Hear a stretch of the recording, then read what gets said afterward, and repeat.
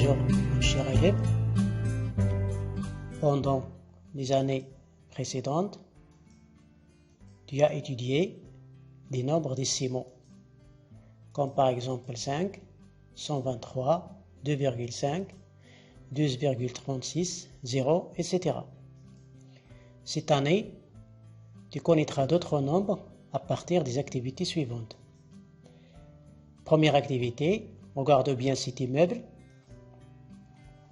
Il se compose de 10 étages.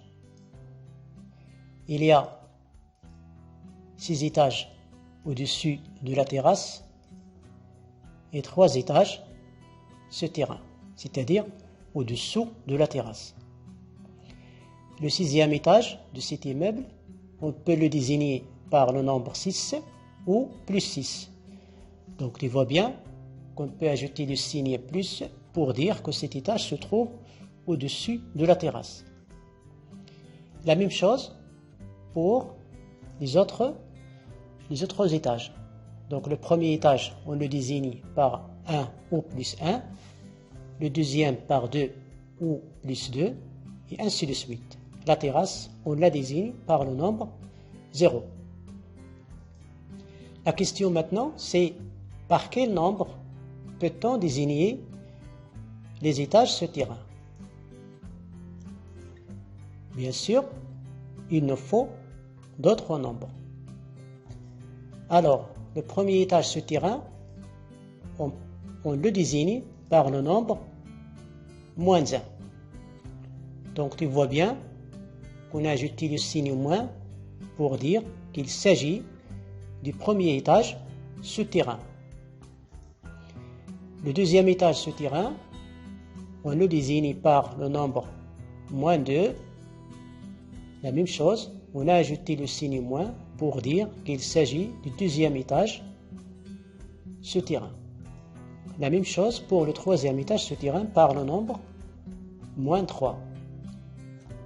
À partir de cette activité, tu vois bien qu'il existe d'autres nombres comme moins 1, moins 2, moins 3. Deuxième activité, la température. Il s'agit ici du thermomètre. Tu connais bien que le thermomètre nous aide à savoir les degrés de la température. Donc, pour les températures élevées, on les exprime par des nombres comme par exemple 35, plus 30, plus 25.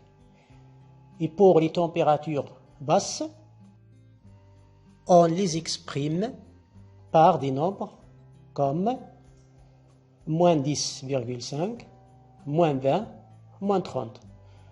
Donc tu vois aussi qu'il existe des nombres comme moins 10,5, moins 20, moins 30 qui nous aident à savoir les degrés de température basse.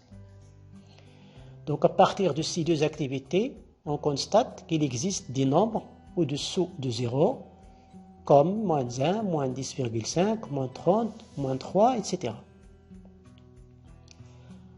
Alors on passe aux définitions.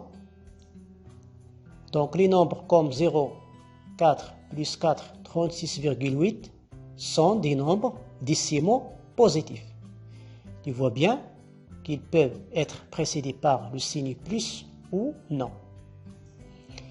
Les nombres comme 0, moins 4, moins 3, moins 10,5, moins 20 sont des nombres décimaux négatifs.